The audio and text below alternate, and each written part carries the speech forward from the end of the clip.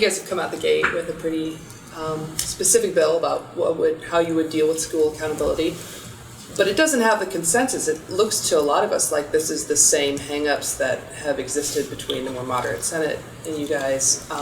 Still can't decide on who would actually decide the penalties for schools and what those penalties should be.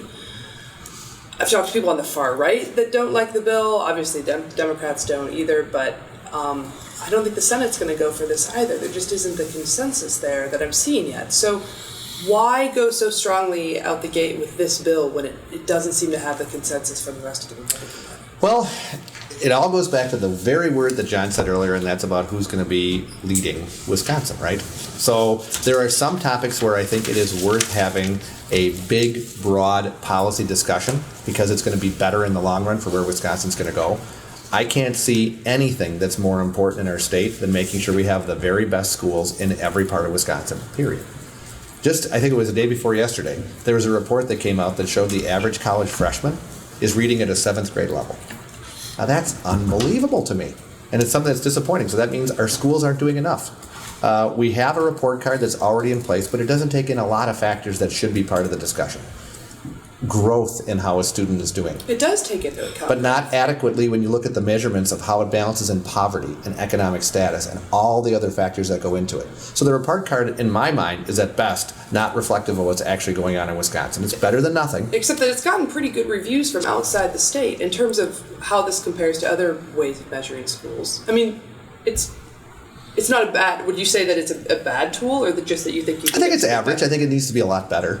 Well, I think that... And I'm sorry, but I think as somebody, I'm a public school advocate, I'm also a choice advocate, but as somebody who Your wife's a teacher. And my wife's a teacher, my dad taught for 30 years in the Wauwatosa school system. I think it's incredibly important that we get that measurement tool as close as we possibly can to measuring things that schools and teachers and administrators can actually control. Right? So when you have to be able to take into consideration and weight those factors that the speaker was talking about, because those do have an impact on how well the teachers and administrators can move kids forward. So I think you have to take a look at that stuff. We have to make the report card as representative as we possibly can of the job that the teachers, the staff, and the administrators inside the building are doing to educate our kids. That being said, it's never going to be perfect. You know, it's not something that there's a perfect scientific formula out there to get that report card exactly right. But I think the idea that we're not going to have consequences for those schools that aren't able to move kids forward, aren't able to get that growth, just isn't something that I'm willing to accept. I don't think we can any longer accept funneling kids through schools and spending money year after year after year without getting some decent results.